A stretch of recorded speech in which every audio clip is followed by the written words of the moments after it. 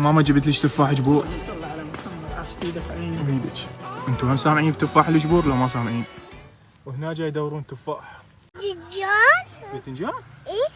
خيرات قرى شمال مقدادية. هذا البغبغاء هم يحب التفاح. إيه. مثلي. الله ايش قد هذيك اشياء. زين لحقت على اخر بيشه. اي والله على اخر بيشه. هو شو لي منه؟ بسم الله. خلي لي منه خلي لي. هذا شنو تفاح جبور؟ تفاح جبور هذا. كل اهم شيء تخلي طاعه. بس الكيلو مالته؟ مو يمكن 300 400 الف. هذا الكيلو مالته 400 الف. ناقصه يا محمد. بسم الله. لكن خلطها لا. خليها.